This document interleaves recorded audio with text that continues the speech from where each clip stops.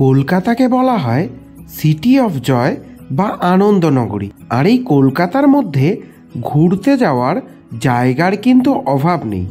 সেই সাথে ভাসমান রেস্তোরাঁ, গঙ্গার পাশে বসে গঙ্গা আরতি দর্শন, এছাড়াও আরও অনেক কিছু রয়েছে। এমন একটি জায়গার সন্ধান কিন্তু আজকে এই ভিডিওর মাধ্যমে আমি তোমাদের সামনে তুলে ধরব। তো ভিডিওটি স্কিপ না করে শেষ পর্যন্ত দেখতে থাকো। এই জায়গাটিতে আসতে গেলে তোমরা যদি ট্রেনে করে আসো তবে চক্র রেল করে তোমাদেরকে এসে পড়তে হবে ইডেন গার্ডেন রেলওয়ে স্টেশনে। আর যদি বাসে করে আসো তবে তোমাদেরকে নামতে হবে বাবুঘাট বাস স্টপে।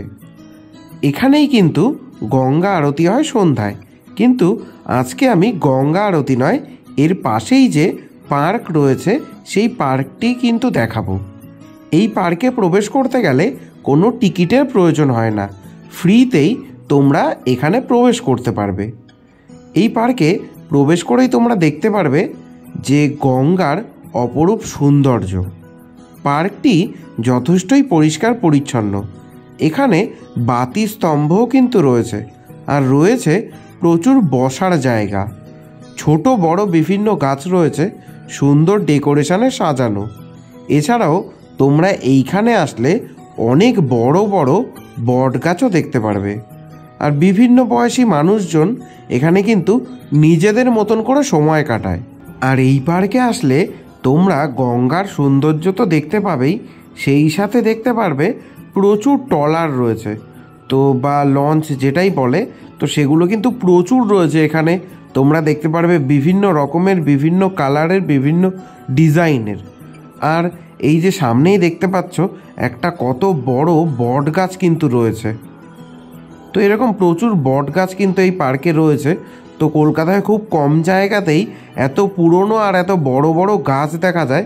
তো এই গাছটা দেখো, তোমাদেরকে দেখাচ্ছি কত বড়।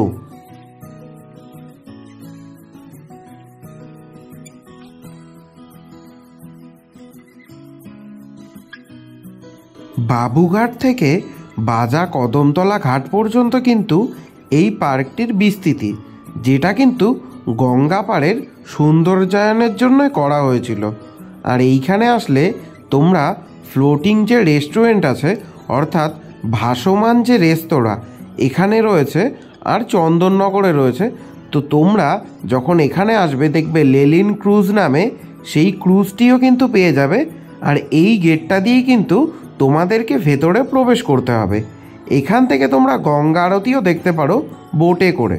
এই জায়গাটা বা এই পার্কটা কিন্তু সপ্তাহের 7 দিনই খোলা থাকে, সকাল 10টা থেকে রাত্রি 8টা পর্যন্ত।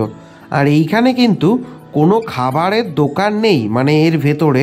সুতরাং তোমরা যারা বাইরের থেকে আসবে তারা চেষ্টা করবে বাইরের থেকে কিছু খেয়ে আসতে, অথবা কিছু খাবার সঙ্গে করে নিয়ে আসতে, কারণ এর ভেতরে কিন্তু কোনো খাবারের দোকান বা কিছুই নেই।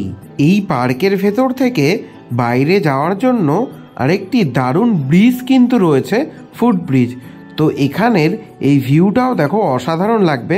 আর এই জায়গার থেকে মানে এটাকে অনেকে সেলফি পয়েন্টও বলে থাকে। ভিডিওটি ভালো লাগলে অবশ্যই লাইক করতে ভুলবে না। আর যদি কোনো প্রশ্ন থাকে এই ভিডিও নিয়ে তবে কিন্তু কমেন্ট করে জানাতে পারো। আর চ্যানেলে যারা নতুন তারা অবশ্যই চ্যানেলটি সাবস্ক্রাইব করে পাশে থাকা বেল আইকনটি প্রেস করে দেবে নিয়মিত এই ধরনের ভিডিও দেখতে।